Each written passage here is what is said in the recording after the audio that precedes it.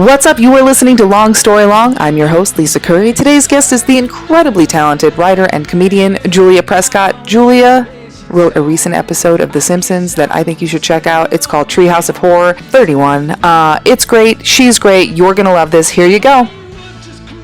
Hey, Julia. How are you?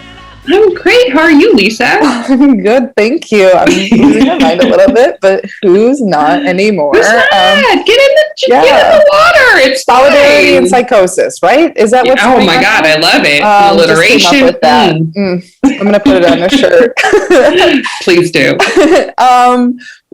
Thank you so much for being on today. It's so nice to see you. I really want to learn. I mean, I know obviously some of your story, but I don't know everything, and I want to know every single thing. I have a spreadsheet here prepared. Oh my God, what does it say on that spreadsheet? Just a post-it note. Scribbles. I'm like, do you know the real identity of my father? No, I'm just kidding. Yeah, I know my. We're here to. I've done a 23andMe on you. I swapped you sleeping. Oh, cool. Yeah. So, you grew up in California, right? In California, in the Valley, and I'm actually living through kind of a trippy time right now where for years and years and years, I feel like I've lived in almost every LA neighborhood, grew up in North Hollywood and then bounced around, lived in Orange County for school, but then I came back and lived in Echo Park, in Silver Lake, in Highland Park, in Eagle Rock, and now I'm back. I just moved to this, not the same exact, but I live 5 minutes away from my childhood home right now in the Valley. Oh, that's wild. And it feels really weird. I'm like, because when I go home, that has to be, I mean, I don't know. I don't know what that feeling is like, because like for me, like back home, whatever that is a completely separate everything. Like it's it's not only another location, it's another state of mind, you know? Yeah. And the Valley is a state of mind, I would say. You need to prepare for it. Yeah, given that I haven't been too far from home, but, you know, anybody that's visited LA knows how spread out it is. So, you know, living on the east side, as I did for many years, you don't find a need or want to go to the Valley for a lot. It's on the other side of the hill, so it's like out of sight, out of mind. But growing up close enough to it, and, you know, I'm close with my family, so yeah. We see each other all the time. It always felt like there was just an added layer of nostalgia, of course, going back to the Valley. And I realized that because of my upbringing in the Valley, I have like a deep love of a mall, shopping district. I often joke that Universal City Walk is California's Vatican City, and I am its young pope. I love being the young pope of City Walk. So every time I go to the Valley, it's like this extra layer of a happiness that who's to say it's my present happiness or just nostalgia working its voodoo magic.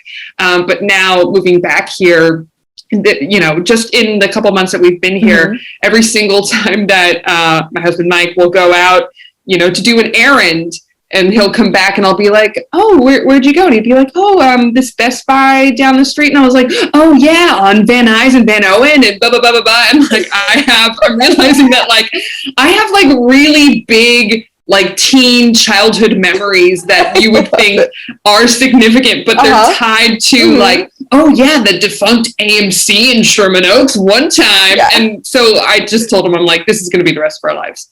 So. I always, if I'm back home with somebody who's not from there, I like to point out, I'll be like, oh, my friend Jen lives there and this, and they're like, and I'm like, and I'll always set it up. Like, I'm like, here's some trivia. And they're like, that's not trivia. Please stop saying this is trivia. And I'm like, my grandma used to live there. And they're like, please, this is not trivia. And I'm like, and nobody cares. And nobody cares. And no one cares. I think Mike cares, but he's very sweet and loves me. So who's also to say what part of that is real or not? He's obligated to care. Yeah. He's obligated to care.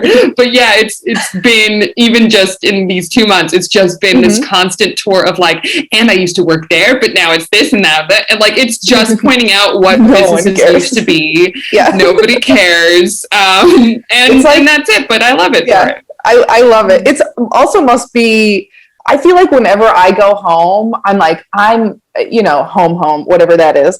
'Cause I go so seldom. In my mind, I'm like, I'm going to show everybody that I had a glow up, Oh, but yeah. For you, it's different because you've lived in Southern California. So you can't, it's not like you've been like behind a curtain for a few years and then you pop out and you're like, I'm Julia and I'm extraordinary. Like you're just there. People, your peers that you grew up with are watching you grow at the same pace that you're growing.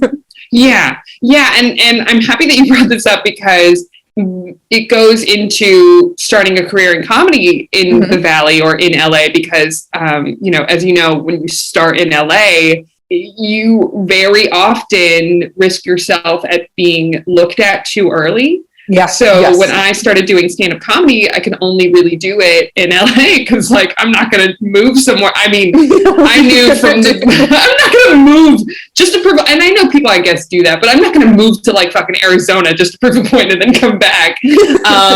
In retrospect, maybe I should have actually. I'm really thinking about that now. I don't know. You got to get on that pettiness train with me because I'm already there too. I would move to another country to show somebody something. Oh yeah.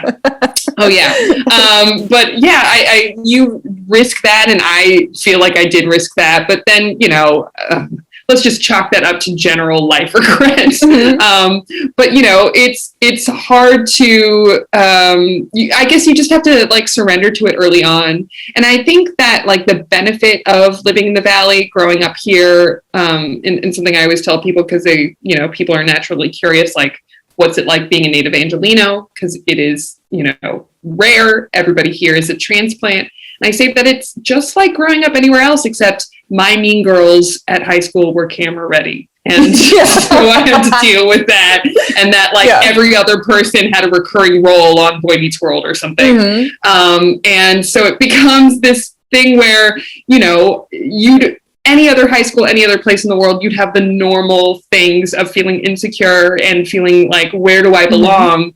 But growing up in LA, you just become really aware immediately. If you choose to have a career in the arts, you become immediately aware at a very young age at how difficult that is. And so, feelings of inadequacy and trying to find like what your brand is, what your identity is, sort of like interweaving, and your 8-year-old trying to find their brand. Yes, I swear to you. I mean, maybe more for me because from like birth, I was a Lisa Simpson type who just knew what she wanted to do and freakishly was like, I was writing short stories to American Girl magazine and being like, this'll get them. And like, I love this. Just dreaming. Yeah. I was just going to ask if you've always known what you were going to do. That's so better cool. or worse. Did you know you wanted to go into comedy specifically? I had an inkling because, so another part of my upbringing is that I always say that I come from working class Hollywood / the circus. My parents came to LA to make it, so they were the transplants. My mom was an actress and my dad did stand-up comedy. He was a warm-up comic for the Bob Newhart show and many other shows that I don't know about because my parents got divorced early, and so I don't really know about their marriage. But I'll ask Dad sometimes and he'll tell me. So I grew up in that kind of environment. As I said, my parents divorced really early when I was 4 years old. So my mom raised my sister and I mostly, but then we'd go over to my dad's divorce apartment on the weekends. And that became this kind of like comedy school where he would sit us down and, we'd have like movie night every Friday night. And he would like prepare it, and when Titanic came out, he and my dad also like notable comedy, Titanic, yes, notable comedy. Well, I was gonna say that like for non-comedy moments, like when Titanic came out, I remember like my dad surprising us. Because we were both my sister and I were like Leo Dio mania, like deep into it. And I remember my dad surprising us and being like, guess what I got? And it was an illegally VHS taped copy of The Man in the Iron Mask. And we were like, no! Give me gimme. And then like 10 minutes in the movie, it's a very serious movie that's really dry. And we were like, sleep. But that aside, my dad would, you know, and you could tell like he really, really enjoyed preparing this and you know, surprising us, but he would show us like all of Albert Brooks's movies. We'd watch Don Knotts movies. You know, my dad showed us like the best of Eddie Murphy on SNL on like Betamax. You know, I'm painting a very vivid picture of what his divorce apartment looked like. A lot of like walk-in closets full of VHS tapes, but no clothes, like that kind of shit. Love it. And so, typical comedian, by the way. Typical. I mean, yeah. So we'll get into like if you hadn't told me he was a comedian, I would be like, "Is your dad a comedian?" Yeah, it's startling that I ended up going into stand-up comedy and then like meeting younger versions of my dad everywhere I went. And then also weirdly having more sympathy for my mom as a comedy girlfriend / wife. Oh yeah. That actually, I think really, it solved a lot of tension in my teen years because of just doing comedy. Anyway, yeah, so grew up with that and also, like, I always tease my dad that, like, he created, you know, these two kids who could not relate to any other kid on the playground because they were constantly going like, you mean you haven't seen The Love God starring Don Knotts? So, you know, those kind of things. And it was a classic case of, like, I looked up to comedians and comedy writers and performers so much and, like, you know, just being wowed by all of these movies that my dad showed me, these specials that my dad showed me, that for a while I was like, I would never even dream of attempting to go into that, but I did always know that I wanted to be a writer. I just was constantly like gathering all of my nickels every week of my allowance to buy books. Animation specifically? No, not at all. You're like, I'm not. I'm kidding. I'm teasing. I'm still not. No. So the animation part, because for the listeners, Lisa knows, but most of my writing has been animation writing. So I said my parents came here to make it. Spoiler, they didn't. And we can also get into that later. But my mom, she was raising two young kids. She, you know, was trying to hack it as an actor. So my sister and I, a lot of our childhood was spent in the back of black box theaters watching the worst plays you can ever imagine, over and over and over again. But, you know, my mom had like her minstrel friends. And then, you know, it just reached a point, as you can imagine, acting as a career is inconsistent. Also, side note, there was a moment early on when my parents were still together where my mom would go out for auditions and I was a baby and she would bring me along because she didn't have a sitter. Yeah. And I did end up getting a couple commercials as a baby because of that. Get out. That's how I got my SAG card. Julia. Yeah. What? What? Yeah, it feels like a premise of a Friends episode. I was a Gerber baby. Get out. Yeah. That is the most adorable thing. But can you imagine though? Because we're, you know, like, you're a union baby. I'm a union baby, which is a good DreamWorks movie. That would be a really good album title, Union Baby. Union Baby. Yeah, because it's one of those where it's like, wait, what does it mean? Does it mean something different? Is it union, baby? Yeah. We don't know. And then you like have like a weird flag behind you, like a union baby. Yeah. No, but union baby. Maybe this is something to really unpack in therapy. But like, can you imagine being a young woman actress with a baby and you go to an audition and you think you're with a baby? You have to do it like Moira Rose from Schitt's Creek. Can you imagine going into an audition and being like, God, I hope I get it, and then setting your baby down to go like kill it in this audition, and they're like, you did great, but you know who did better? Enough with you. Who's that?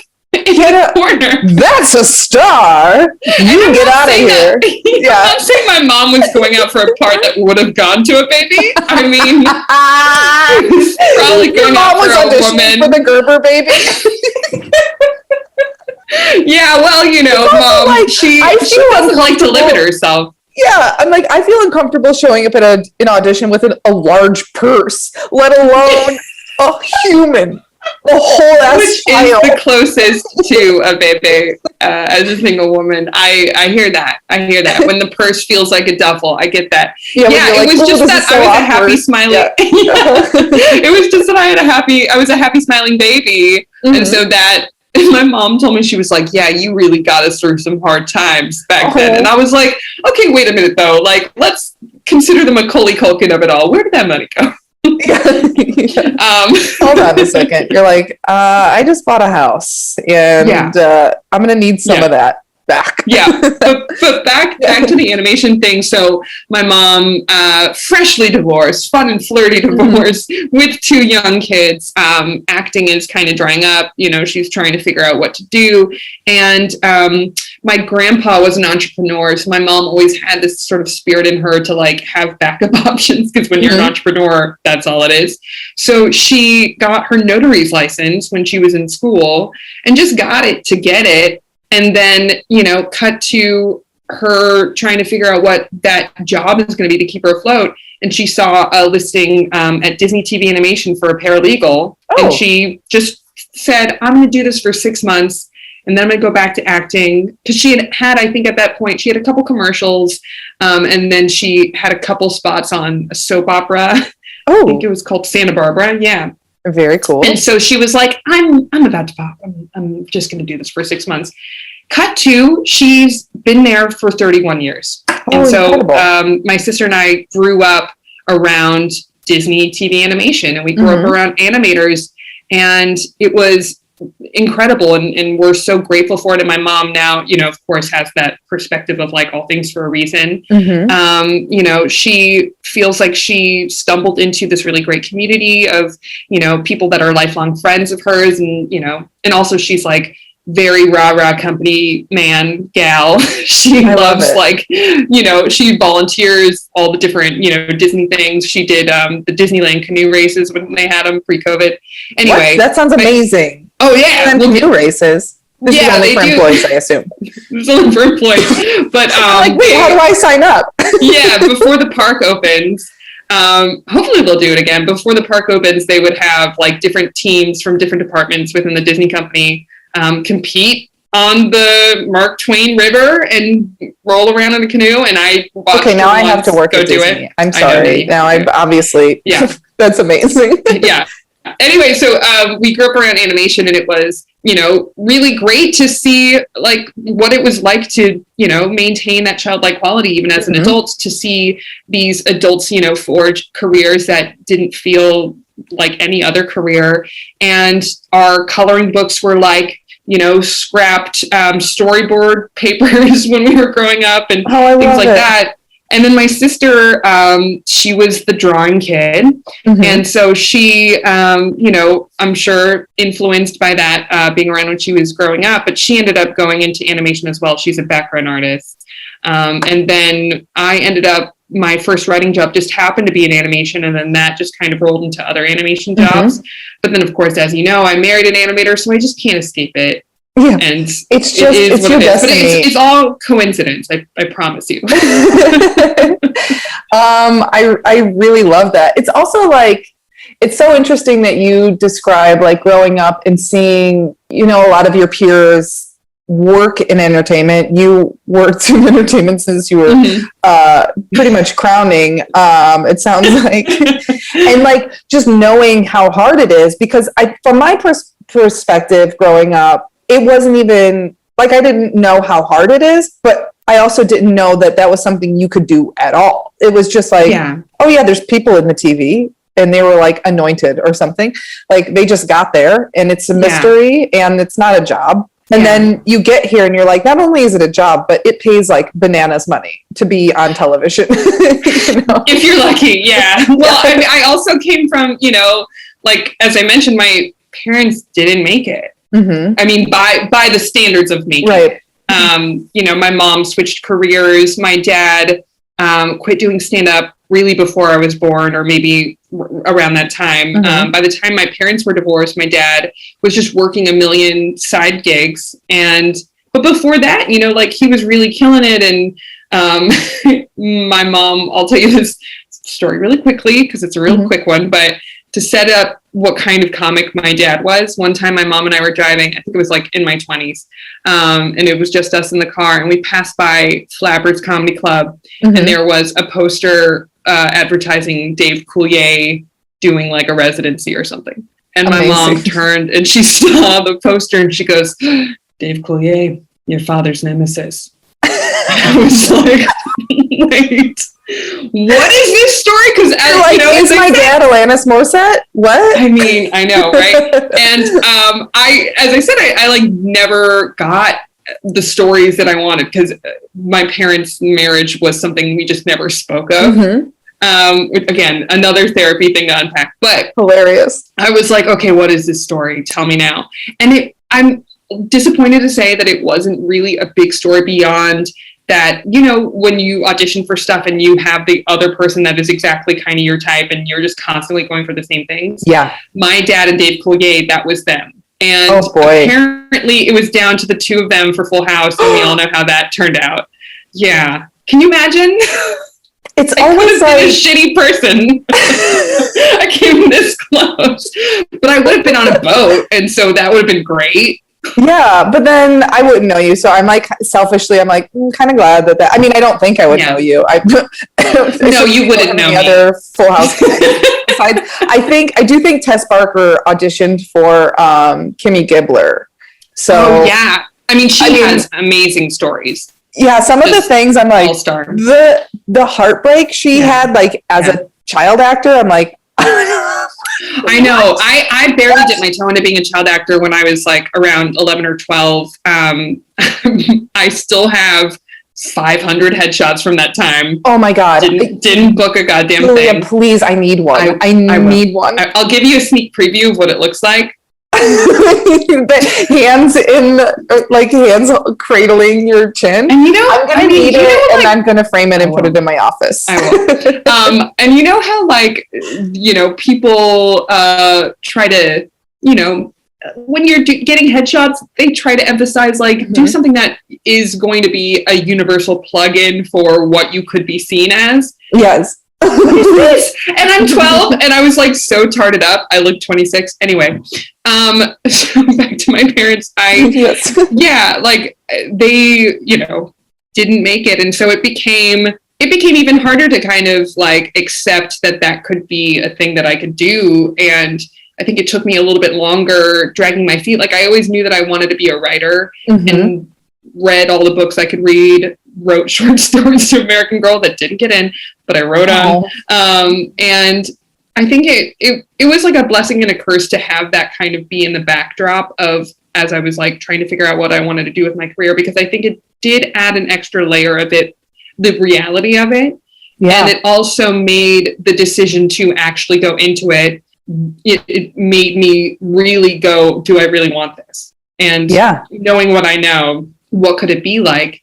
And, you know, it doesn't take away the pain of rejection, and it doesn't take away, you know, the uncertainty of what tomorrow will bring. But I think just going into that regardless, it makes, like, when I do hit a stride and figure out something creatively that makes me feel really fulfilled, it makes it more rewarding in that way. Instead of like this disillusionment of like, I'm going to show up day one in Hollywood and suddenly get 1 million jobs. Yeah. It just makes the present more of a focus than that sort of dreamy future, if that makes sense. Yeah, absolutely. I mean, that makes a lot of sense. It keeps you more grounded. Where I'm like, I'm definitely out of my mind. I'm like, I've been here for a while now. I've been working in entertainment for a while. I know better. But every single opportunity that comes up, I'm like, this is the one. It's going to change my life. I'm going to live in a mansion. And then they're like, pass. And I'm like, okay, well, I guess it's the next one. I know, but I still feel that too. I think it's also just the, like, accepting the range of emotions that come with it. It's doesn't, like I said, it doesn't take away that burn of being rejected. And of course, now I'm also operating with a chip on my shoulder of like, I need to, like, my parents got toward the finish line, and I need to race and, like, you know, figure it out. I don't feel that all the time, but I'd be lying if I said that wasn't part of it. So it's, I think, just like an awareness of all those levels of like, I'm constantly being tested of like, well, what do you like about this and what can you do? And I think that honestly, like being a writer as opposed to strictly a performer or strictly a comedian, even though there is more agency being a stand-up than just being an actor, I think that has been helpful because it's forced me to then focus on like, okay, what can I change about, you know, where I'm going and what can I do in this moment? And my mom always says that I'm the queen of just like, I'm sort of like those, you know, those inflatable clowns that you like hit and they bounce back up. Yeah. She says I'm like that, where she means it as a compliment. Yeah. But, you know, I think it's just that classic thing of like, all right. And so you're saying I have a chance. Yeah, but it can be hard. Yeah. That is tough. Do you think like it's helpful having parents who came close but didn't quite hit the mark? Because like do you find that you're able to learn from them like, okay, well, this is where I can push harder, this is where I should get rid of this, cut my losses on this thing? Or yeah, definitely. I mean, it's been difficult because like I don't know, there's like, to call it a tragedy or a tragic story feels too dramatic, but like there's been stories in my family, like just through my parents of like, you know, my dad has friends that got very, very famous. One friend in particular, who is my godfather, who is kind of famous. And, you know, I watched my dad kind of live his life after that happened in a shadow that I know I don't want to live my life as. And so that became kind of a cautionary tale. And, you know, my dad, he has remarried since my parents' divorce and like he lives in Fresno and I swear he's having a good time over there. So he's the only one. He's doing fine in that. But, you know, I think that it's those stories that has helped me sort of navigate around like what could have been an unfortunate surprise about it. But it can be kind of, I don't know, it's good and bad because I'm grateful that my parents get it when I call them up and I tell them like, oh, this is what's happening. It's a different conversation than what I have with my extended family who are not in entertainment at all. And, you know, up until I wrote on The Simpsons, they were like, we don't know what is going on with you. That's like the funniest thing. I feel like my parents, I mean, they're a little bit better now, but for a while I was like, oh, they're way more impressed that I know somebody that knows Jerry Seinfeld than by anything I could ever do. It's charming, though. Like, just because it's just like, they have a limited knowledge of the industry. So they don't know like that, you know, one thing you do is actually really fucking big deal. I mean, the Simpsons thing is extremely cool. Like, it's stupid. Yeah. Extremely cool. But I will say that before that, I worked as a travel assistant on the Ellen Show, and that was the only time that they were like invested. Like they were like, clear the room. Julia, come here. When can we go to Sweeps Week? And I was like, I don't know, and I don't think you want to go. But you're like, there's 600 people on staff, so I feel like I'm probably not going to be able to pull a lot of favors, considering I'm not so it could be easy. Yeah, it can be easy to talk to my parents because they get it, but then, especially with my mom, you know, like she's like told me some things that I'm like, okay, we don't need to put this pressure on me. You know, her joke to me as I was growing up and really like diving headfirst and like, I'm going to be a TV writer, fucking hold my beer. You know, she would constantly be like, all right, well, when you sell a show and you buy me a house and, you know, things like that. And you're just like, okay, but you know, that pressure is on. Yeah. And you know, I know my mom is very proud of me, but she also is like, she's basically said like, you're living my dream. Yeah. That's tough. So that becomes really tough too. And it also just feels that there's like the good side of that, but then I don't know if that's a good side. But then there's the other side of that where, you know, it doesn't matter. Like the things that I tell her that I feel are inching toward a goal, sometimes she also has, the tendency to be like, this is it. You're going to sell this show and it's going to be this. Well, yeah, because then you're like, I'm already putting that pressure on myself. I don't need extra. Yeah. Thank you so much. Yeah. And I feel like also in a different way, I'm doing the same thing with my mom where she wanted to travel a lot. So I'm traveling a lot with comedy and she's like, what's that place like? And what's that place like? Yeah. And it's like, even if they take the pressure off of us, I feel like we're still pressuring ourselves because it's like, well, I want to give this to you. So, but then because, like, even if they're not like actively pressuring you, you're like, well, I want to do all these things so that you can live through me in a way. It's weird. It's a lot. I mean, listen, so I keep mentioning therapy. My mom and I, we've gone to therapy to deal with enmeshment, and we've gone to therapy to deal with codependency and boundaries and everything. Not to say that like it's a really bad case of that, but I think it's really hard when you are given that pressure from your parent, and then it becomes the parent-child relationship becomes lopsided with that. And then it takes away your own agency to chart your own path because it feels like your path is either betraying a bond that you have with a parent because you're individuating yourself from their influence, or it is somehow shading them in a way that like you feel like is going to make them feel bad. So it kind of damned if you do, damned if you don't. Fortunately, I feel like I've had a good enough amount of conversations with my mom where I'm able to sort of lay out like, all right, this bullshit is not going on anymore. And then I've told her that like the pressure to save the family farm is not something that is going to be conducive to creativity, to our relationship being stronger. No kidding. But I think that's the biggest hazard. I've talked to other kids who grew up in the Valley whose parents, tried to do this thing and didn't quite get to where they wanted to be. And I think that a lot of us share that guilt.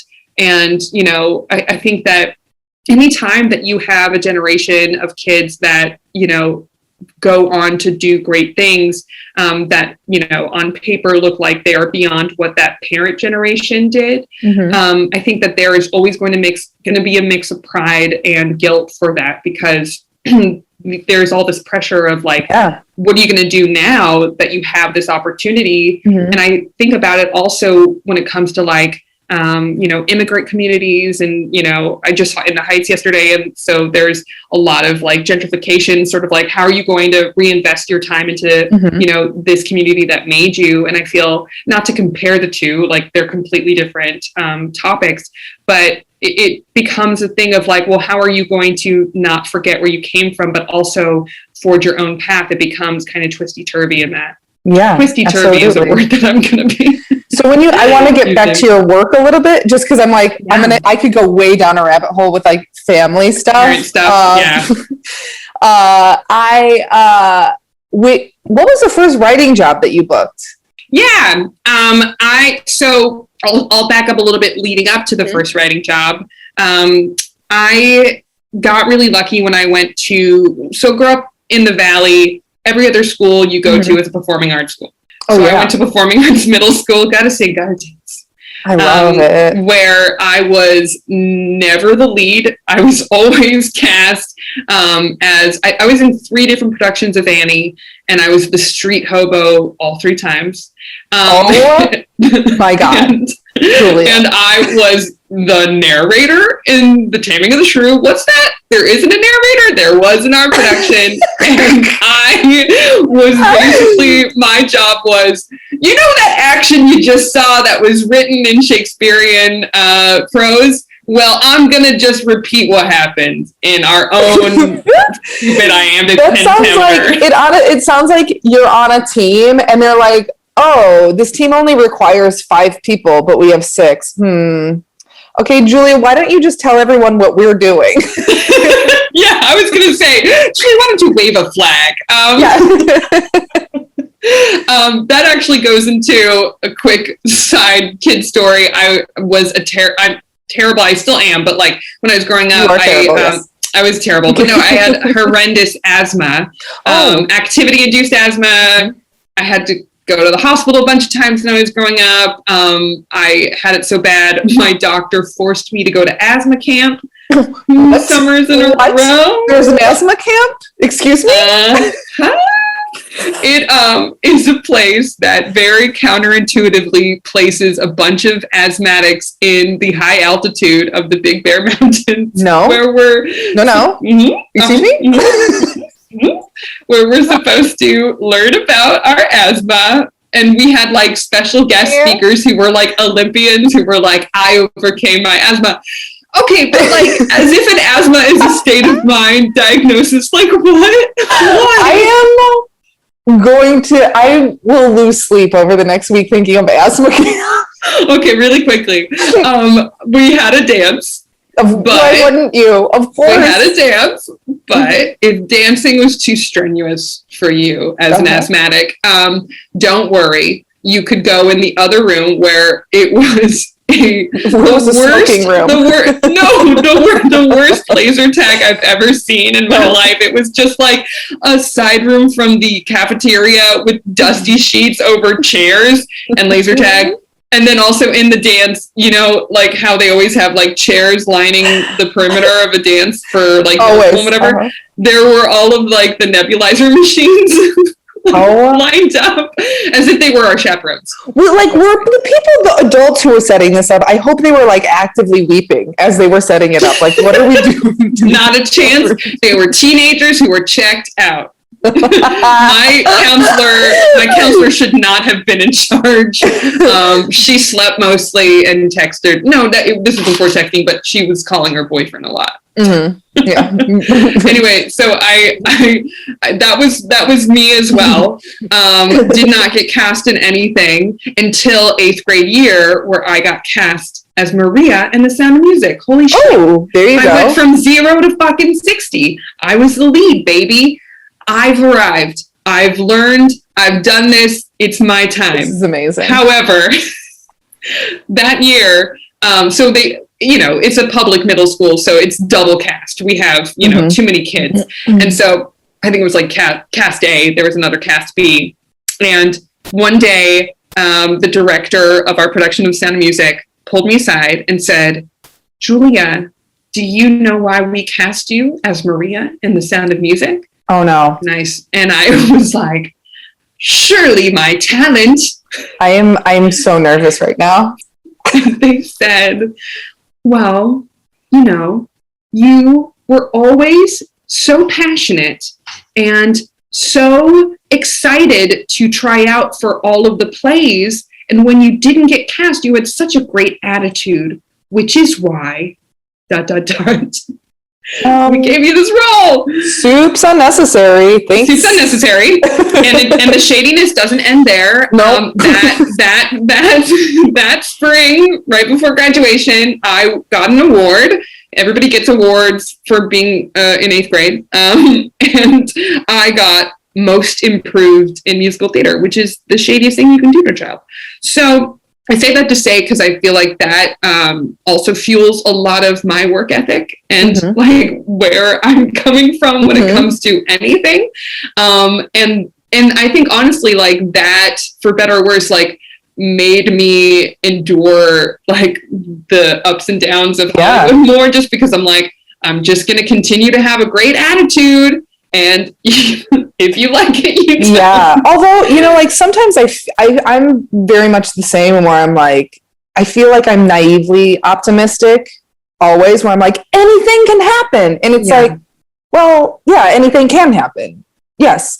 But I'm like, I'd much rather be on our side of things than, we know plenty of people that are just like, they're, curmudgeon-y to the point where like, even when they get something good, they can't enjoy it. And I'm like, oh, that seems like a prison. Like I would much rather be looked at like I'm foolish because I'm just like the most excited about everything, I love that about you, and I don't think that you should ever lose that. I don't think that like takes away from, that doesn't make you delusional, because it goes back to what we were saying earlier of like, it's being present and like being able to celebrate things. And I think that so often, especially as a writer in this town, like bitch, I'm in development hell on several things. Always. And I will continue to be. Always. And it is going to be a long slog. Like, my mom, even though she is savvy in the ways of Hollywood, did not anticipate when you sell a show, ... you can buy anything.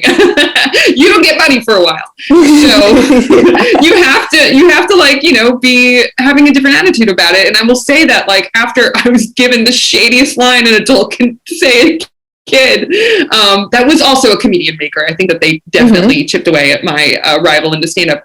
I ended up having a fucking blast as Marie in The Sound of Music. So fucking go home, deal with my shit. Like, I'm gonna do me.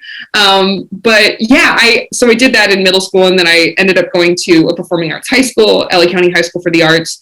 And again, if middle school was bad when it came to, I majored in theater at high school, and when middle school was bad when it came to getting cast, Laxa was a whole other ball game. I was surrounded by people who were not only camera ready, but they were on camera all the time. Oh boy. And many of my peers, they were like thespians in their heart, and they did end up going to Juilliard, a good amount of them. The band Jaime also was there. We used to carpool. So I was surrounded by greatness. And, you know, I had taken the energy of middle school and sort of like accepting that I wasn't going to be like the lead in anything. And I just ended up, you know, like doing me. And through that, I went back to what writing looks like as a career versus just a hobby. I started, you know, enrolling in all the film classes. I started making little movies, you know, though at the time I would call them cinematic epics. I love it. And it ended up leading, and I was in theater too, so I didn't get cast in fucking anything, but it was great actually, because this time I had the free time, not having more than 2 lines, to focus on writing, to focus on making films. And then by the time I was graduating, there was this scholarship that popped up that Warner Brothers was funding. And the scholarship was to go to film school. And we're looking for people that are enthusiastic. That positive against all odds.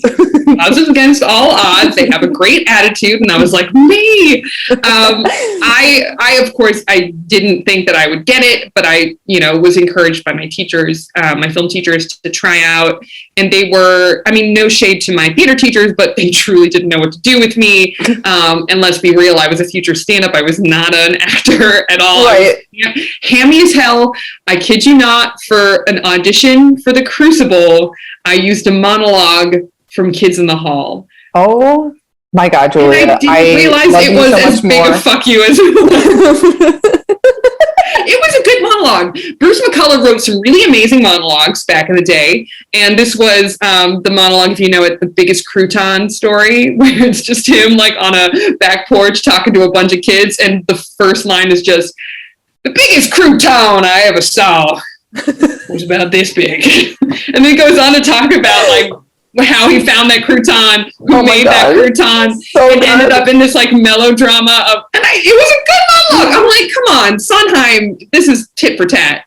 Anyway, I'm really glad I had the impulse. I was really big into the movie Cannibal the Musical at the time, and so I had the impulse to sing one of those songs for my song part of the audition. I'm glad I didn't. I think I sang something from Gypsy, but anyway, I didn't get anything. So then I focused on my films. I was encouraged by film teachers who saw a talent in me to apply to this scholarship.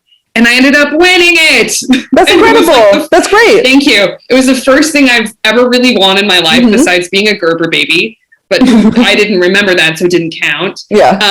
And I was shocked. I remember like just still processing it, and they were like, "What are you doing this summer?" The committee. And I was like, working at Cold Stone. Like, what do you want? And they were like, "Dummy, there's an internship that's part of this scholarship." And it changed my life. I got to intern at Warner Brothers on the studio lot every summer. That's incredible. Amazing. I drove a golf cart before I had my license, and yes, I did crash it into an expensive car. Not in the way you would think. I forgot to put the parking brake on, and it slammed into it. I had to file a report, a whole thing. My goodness. You know what though? That's like something cool, you have to do as an intern. You gotta do it. Must. You gotta do it. Yeah, I'm surprised that wasn't a requirement, actually. Yeah, but I for sure didn't tell them I didn't have a license. All sorts of things. But yeah, it changed my life. I was part of an internship class, and their internship program, I think it's still continuing, but it's called something else. But they have an amazing internship program where like they will take you out of your job to like have a panel with, other showrunners and ask them questions, or like we were able to like tour the Foley stage and like do all these things. It felt like camp. It was so great. And it was paid. I was like, fucking feel me. I'm going to buy an iPod. At the time, that was like the biggest expense that I had. But then, through that time, I started going to school at Chapman University. I majored in film studies, and I started doing stand-up there because there was no comedy whatsoever. And, it's Orange County, very fratty, very sporty, even though Division III. Yeah, it's funny.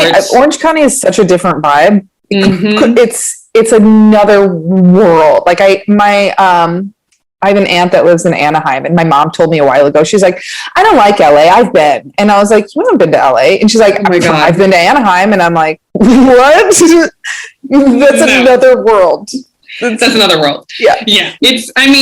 Believe anything that Bravo depicts. Absolutely. It is what it is. Yeah. So I started doing stand-up, and then also, folks that we both know, I started hosting shows that Dave Ross, Brandy Posey, Eli Olsberg came on. I'm forgetting a couple other people, Barbara Gray, of course, like that whole group. They would come and do shows in like one of the lecture halls that I would take a science class in, but now we're hosting a comedy show. And I started writing sketches and, just doing Channel 101 stuff. So I was like assembling a packet. I was starting to graduate. I was telling all my internship bosses and people, hey, I want to be a comedy writer. I want to be a TV writer. Like, let's figure this out. And they set up a meeting with Christopher Mack, who ran the Warner Brothers Writers Workshop. And once that meeting was set, and for those that don't know, the Writers Workshop is part of what they call the Studio Fellowships. Every major studio has a program that is meant to, open the door for people who would be, sort of outside of the track of becoming a TV writer. They have their own budget, so it doesn't come out of the show's budget. They pay, for the chance of plopping a TV writer or aspiring TV writer into the writer's room. And it's a huge opportunity, and it focuses on diversity, blah, blah, blah. So I get this meeting, and I'm like, fuck yeah, like, I'm about to fucking hit it. I was filled with all the hubris that going to film school gives you. And so I was like 21 years old, like, fucking feel me, bitch. I'm about to hit my stride. And I go, and you're like, I'm the Gerber baby, and I am here. I'm the Gerber baby. I am boss baby. I'm all of the babies. Like, fucking wah, wah. Give me my bottle. So I step into his office, and before I even sit on the couch, he turns to me and says, first of all, you're way too young for me to even consider you for the Writers Workshop. Oh, and he says that, and everything, all of the air out of my sails, just like I'm completely deflated. But, a bitch knows how to improvise. And so I said, that's fine. We're just hanging out. And then I sat down, and I proceeded to have one of the best meetings of my life, because it wasn't a job interview anymore. I was just able to talk to him loosely, and I was making him laugh, which I was like, oh, really? Okay, cool. And I was telling him about all my fucking shitty, god-awful Channel 101 shows and sketches, like all the things that you write when you're 21. I told him about this one Channel 101 show that I wrote, and I hadn't yet shot, but it was called Abraham Lincoln's My Roommate, and He's Kind of a Dick. And it was just a joke bag to like make fun of Abraham Lincoln. Good. And he thought that was really funny. And then the strangest thing happened at the end of this meeting, which went on, it was supposed to be 30 minutes. It was like an hour and a half. He said, I think there might be something you'd be good for. And I was like, oh. You're like, taking out the trash? being a street hobo? He's like, because you're so enthusiastic and you're like, son of a bitch. Son of a fucking bitch. He ended up setting up a meeting with this show that was an animated sketch show version of Mad Magazine that was being produced by Warner Animation, and it was going to air on Cartoon Network. And it was the perfect thing for 21-year-old me, because I had all these sketches. I really didn't have a pilot or a spec script. I was like, no. But that ended up being my first staff job. I got hired, and I got to go to the Warner Brothers ranch every day. And I was like, and also, I'm 21, again, hubris. I was like, this is the end. I am here. And at that time, and you're so young too, where it's like, young. Obviously by 30, I'm going to be a millionaire. Oh yeah. And I had just broken up with a boyfriend in college who told me by the time he was 30, he would win an Oscar, and I believed him. So I was on that train too. Does he have an Oscar now? Does he have an Oscar now? No, he doesn't have an No. Does he have a Razzie, Julia? No, he doesn't have a Razzie. But I that was the world I was coming out of. And again, it's like, I think that was the only time truly that I felt that like fresh off the bus delusion, because I was now charting a road that my parents hadn't charted. So I didn't know what that looked like. And everybody that I interned with at Warner Brothers was like, don't worry, like, we're going to support you. And this is just the first job of many. Like, the moment it ends, we're going to help you out. But like, these are intern people. They don't work in the TV department. Like, looking back now, I'm like, how could they have known, So I also want to say that, like, during college, I had a class, producing class, where we had guest speakers every week. And one week was this woman who was a manager. And, being the brown noser that I am, I would always like handwrite a thank you note to everybody. So I'd handwritten her a thank you note. And then I got this writing job. And my mom was like, you should reach out to her again and ask if she'll be your manager. And so I was like, yeah, like, again, just riding on my high horse. And I wrote her up, called her up, whatever I did. And I was like, I'm ready. I'm working. It's happening. Let's do this. And she was like, let's not do this. I have to say, even like if the outcome is bad or not what you were hoping for, those moments when we are able to like harness this bravado where we're like, here it goes. I really miss it. So good. Like the way that lights up your brain when you're like, you sit down at the computer and you're like, wait till you see what I've got for you. Like, it just feels so good. I'm like, it feels so good. Like hard drugs it's are what like. It feels like. From all that I've gathered, that's what it feels like. And I do miss it. I will say that it does chip away over time, where you go like, but it's a new, greater thing, because I feel like as a writer now, I'm less precious about what I write. And so I don't have that like, oh shit, my asshole is falling out of my body like moment of we start a new script. I'm just like, here, we start a new script, and let's just do it. But anyway, I reached out to that woman. She said no. And I was like, that's fine. It's okay. You're like, I already have like a blueprint of this in my mind, so it's okay. Don't worry about it. I was like, already seeing the fucking 30 under 30, like, here we go. And then that job ended, and I very fortunately got another job after that on the Aquabat Super Show, which I got because I was a ska kid, and I knew them from that.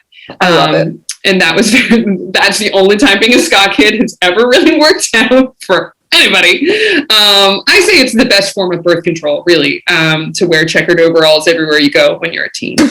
Anyway. I know, like, my brothers were, my two older brothers were, sorry, this is like just a side, they were so wild that my parents just like expected me to be wild as well. And like, I would all the time get accused of like, like being out with guys late at night. And I'm like, guys, I have fucking braces and I'm on a bowling team. Like, are you joking?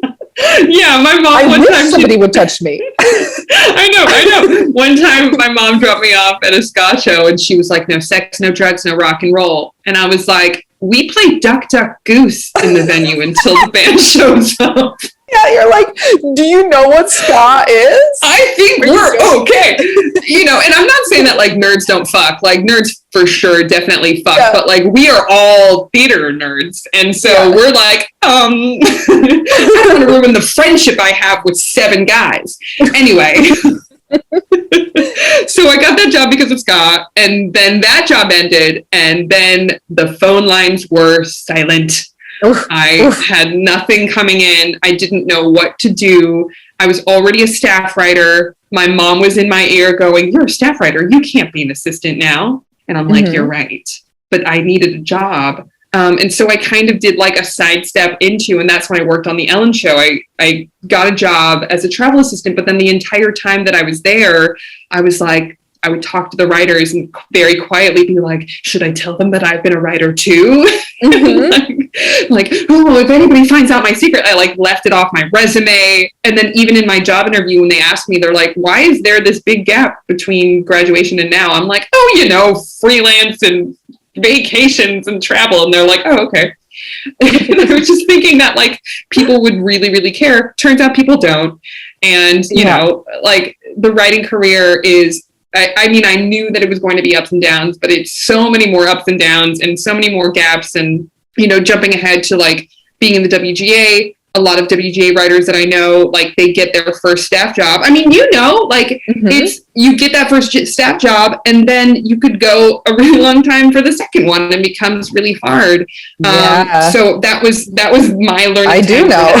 I know, I'm sorry to bring it up, but it's like, it's all horseshit all around. No, Yeah. So then I just like decided again to like take things in my own hands, you know, the clown being bounced back up. And so I was like, that's fine. I'll just keep, you know, writing sketches. I'll just keep taking Channel 101 things. Doing stand-up, you have, you know, this other thing where it's like, we're completely in control of stand-up. So it's like, if you're not getting staffed, book yourself some shows. And this is another way that, I think that that's part of what drove me into stand-up over acting, was it's like, I don't have to wait for somebody to tell me I can do this. I mean, like somebody has to tell you whether you can do it on television, but other than that, no one can fucking tell you not to do it. You can do stand up outside right now, you know, like. I mean, being a professional writer is just in stand up, but like, I think especially writer because, you know, there's more forms for you to sort of input your efforts and talent into of like, now I'm going to write a feature. Now I'm going to write a spec. Now I'm going to write an outline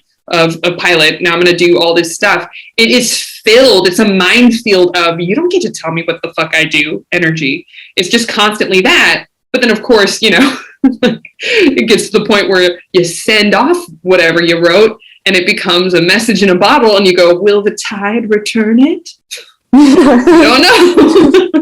But by then, you know, maybe you're on to the next project. And at least that's how I do it. I'm like, I just keep, you know, jumping around to the next thing so that I'm not so focused on whatever that last thing was that could possibly be a dead end. And then I've wasted my time. I don't know. That's sort of how I navigate it now. I love it. When you look back on things, and I know I'm like late in the pod to ask this, but when you look back on like your path, was there something that at the time felt either terrible or felt insignificant that ended up putting you on the path that was good? Yeah, I think, I mean, you can't live with regret because that doesn't do anything. It serves no purpose. I mean, there is a straight line from starting a Simpsons podcast to writing an episode of The Simpsons. And there was a part of that podcast where, you know, both Allie and I, my co-host, who, you know, Allie Gerst. Yeah. She's the best. There was a part where I think we both were kind of wanting to cash in our chips, and thank God we didn't, because then it ended up with a book deal and, you know, we did live shows and all this stuff. Those kind of things that like my rational brain and also like my kind of very ADHD, like jump brain would have taken a path of let's stop this, let's start this. And I wouldn't have led you don't know what is it the road ahead. So I'm grateful for that. But like on the flip side, for things that I did do along the way, I don't know if there was anything that was like, I mean, obviously every job is difficult to some degree. Yeah, absolutely. And I've had some that were more difficult than others. I would say that one thing that still kind of nips at me, but in a way that like I'm not, living the shadow of it. I'm thinking about it as I ascend the ladder and become a boss myself. I had a really, really bad boss on a show who got me fired for a reason that wasn't right. And he like lied to the studio people. He threw me under the bus for something that wasn't true, but I was so worried about, and I think this is partly like a gender thing, probably partly the age I was thing, also partly my own personality of, I hate conflict and drama. I mean, I love like living vicariously through other people's drama, but I hate it when it involves me. I, to a fault, like just need everyone to like me. And so I was just operating in this really tense zone of not knowing that I could stand up for myself. And I think about that now and see it clearly, because also, and this is something I'm grateful for because not a lot of people get this, but I did get validation later on. I'd been jilted from this job, feeling like it was a reflection of me, who I am, my talents, all of it. And this person who got me fired, we also shared a manager. So it was really awkward for me to approach them. And I don't like fucking with other people's money. But then later on, but you're like, but I did burn his house down. But I did burn his house down. It's that bad. It could have been a gender reveal party gone wrong. I did all the papers set. But then I got validation later, finding out that he ended up getting fired for doing the same thing to another woman, which is like, dude, what? And so I'm grateful that I did get that clarity on that it wasn't me. I always knew, but I mean, and I'm sorry that happened to that other woman. And we did actually find each other online and talk about it. That's so cathartic. Victims find each other. But that's something that like, I do wish that I had, because he was saying blatant lies in front of me to our super bosses. And I just really wish that I had stood up and been like, no. This is what is happening.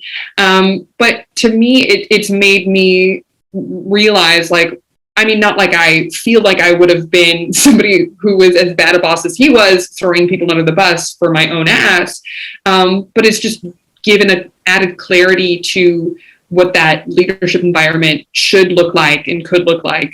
And, I think about that now, and it's more of a positive thought of like, how am I going to be a boss and how am I going to treat everyone fairly and how, am I going to be very diplomatic in that way? So that's something that like, if I had not been fired from that job too, maybe it would have had my trajectory go into a direction that wouldn't lead me to where I am now.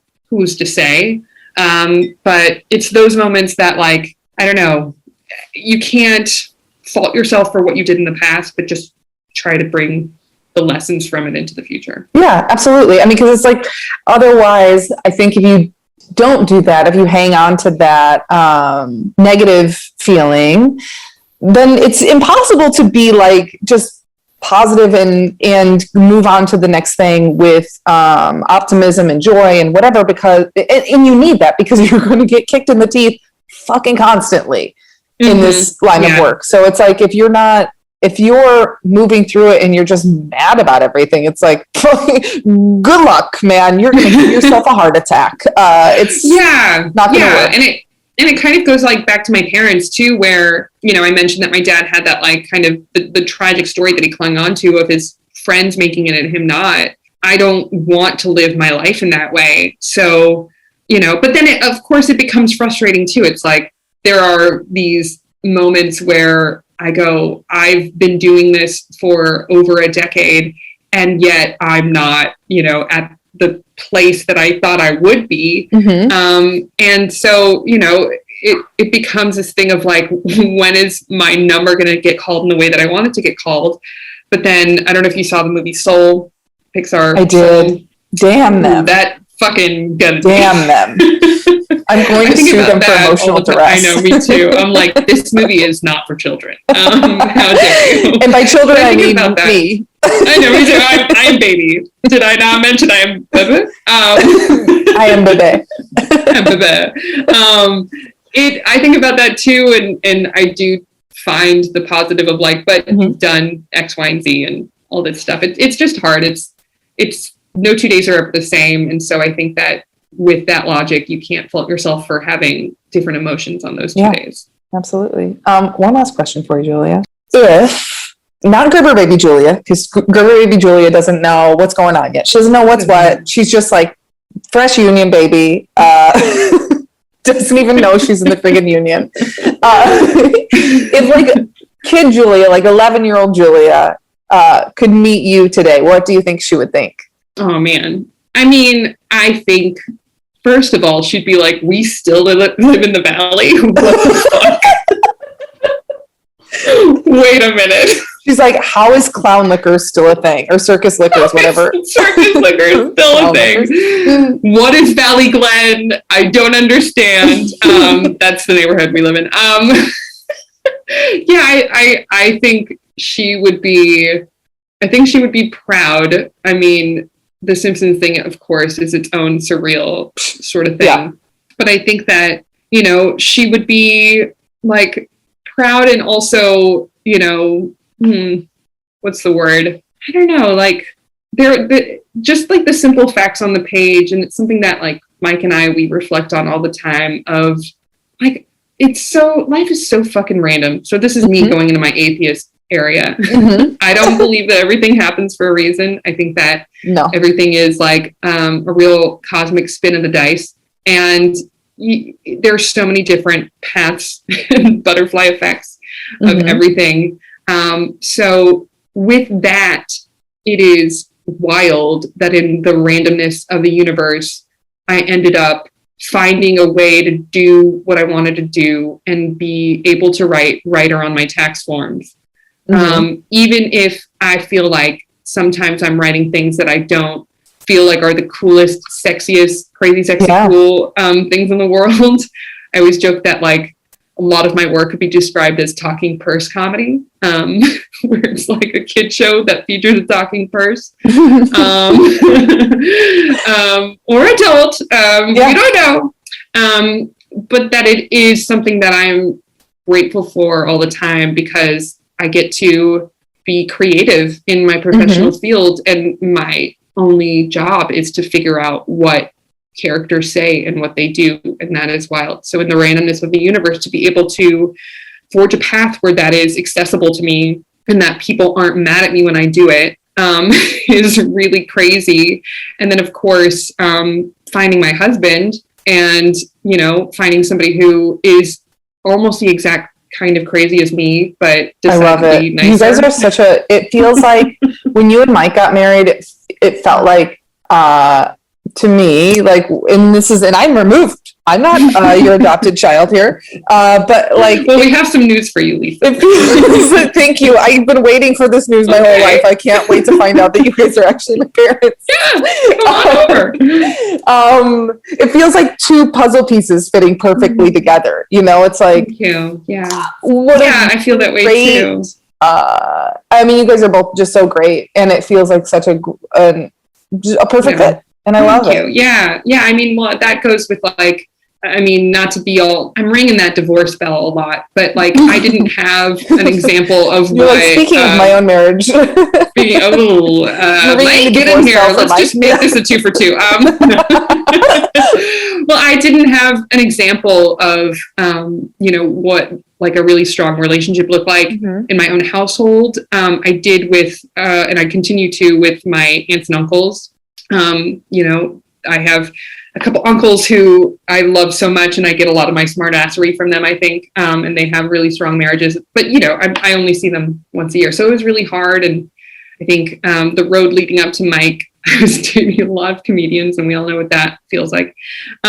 So I didn't think that it would be possible. And I trip out on it all the time of like, and I tell Mike this, like, if I didn't know him, I would be proud of him, and I would be honored to know him. You're like, but now that I do know you, I'm not. Now that I do know you, you have some explaining to do.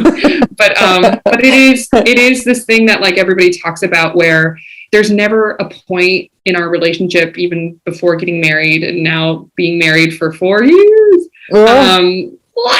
that there's never a point where I feel like I'm not myself or I have to shade things or, like we just are who we are to each other. And I feel that support from him that does make me feel that anything is possible feeling. I love that.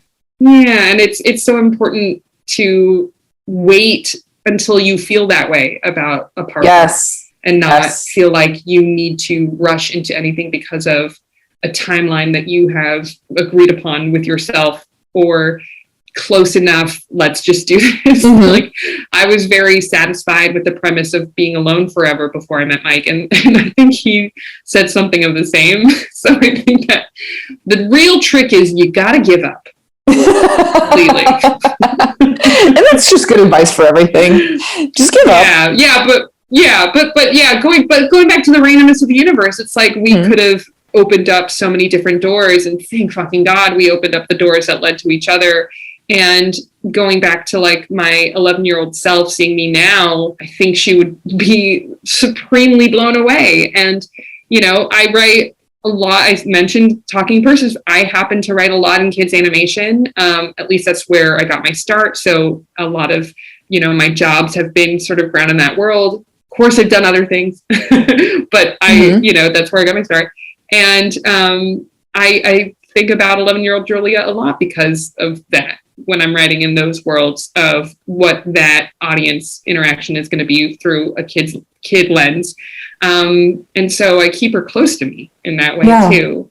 I think that's led to, if I could say, that's led to my success in writing for that age group. But then I think it's also just led to my success as a writer overall, because I think that, holding on to a childlike way that you see the world, similar to what my sister and I witnessed when my mom started a job at Disney, seeing adults not lose their child and just explore with curiosity and have their creativity fostered in that way, and operating from a place of why not versus I shouldn't do this.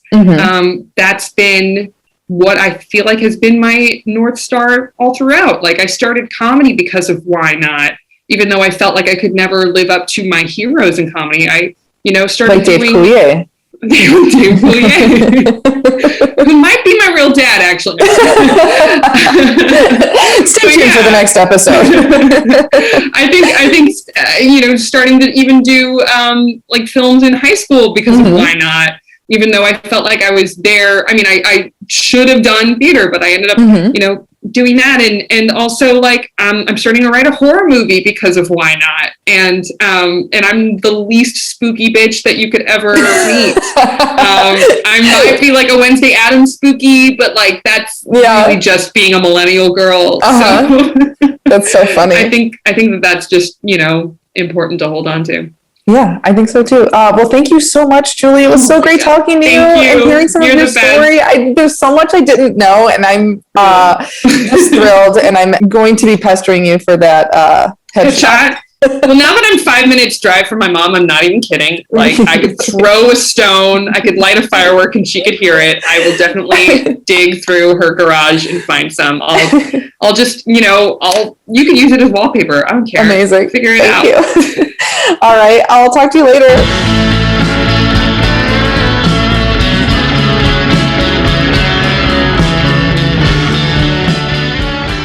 Thanks so much for listening. Once again, that was Julia Prescott. You can find her on Twitter and Instagram at Julia Prescott.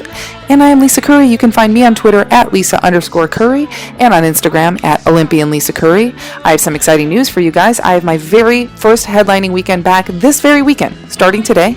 It's going to be Thursday, Friday, Saturday. I have shows at Finest City Improv in San Diego. Tickets are selling fast, I think. I don't know. I can't verify that information, but it's a nice thing to say. So go ahead and go online to finestcityimprov.com and get your tickets now. I'm also teaching a workshop on Saturday on how to build a career in stand-up and TV writing concurrently. So check that out. Get into it. It's going to be a great time. Thanks so much, and we'll see you next week. Bye.